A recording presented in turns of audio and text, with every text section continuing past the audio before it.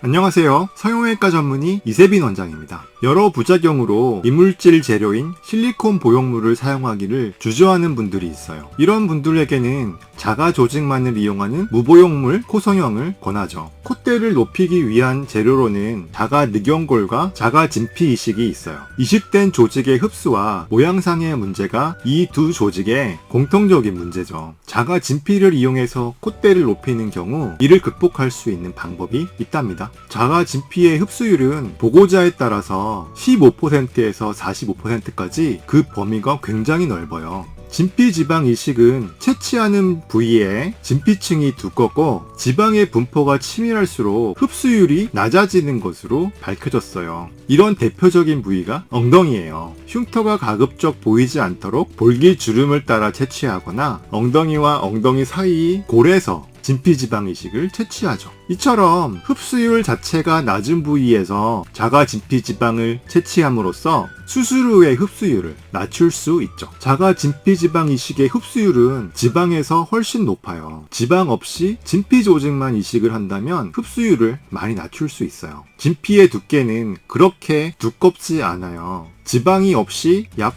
3mm 정도 콧대를 높일 수 있다고 그래요. 3mm 이내의 높이를 높이기 원하시는 분에게는 지방의 추가 없이 진피식만을 함으로써 흡수율을 많이 낮출 수가 있죠. 콧대를 3mm 이상 높이기 원하시는 분에게는 부득이하게 진피 조직 밑에 지방 조직을 붙여서 이식할 수밖에 없어요. 계획된 높이보다 자가 진피지방 이식의 높이를 20% 정도 과교정해서 이식을 해줘요. 20% 정도의 과교정으로 추후 흡수가 일어난 이후에 원하는 콧대의 높이를 만들 수 있죠. 자가 진피지방 이식을 이식한 후에는 콧대의 모양이 약간 펑퍼짐해 보인다는 단점이 있어요. 콧대의 모양이 실리콘 보형물을 삽입했을 경우보다 엣지 있고 슬림하지 못한 것은 부인할 수 없는 사실이에요. 이를 보완하기 위해서는 채취할 때 최대한 진피지방 이식의 폭을 좁게 채취를 해요. 세밀한 조각과 봉합으로 폭은 가급적 좁게, 높이는 가급적 높게 보형물과 최대한 유사한 모양으로 만드는 거죠. 그러면 수술 후에 펑퍼짐해 보이는 모양의 단점을 극복해낼 수가 있어요.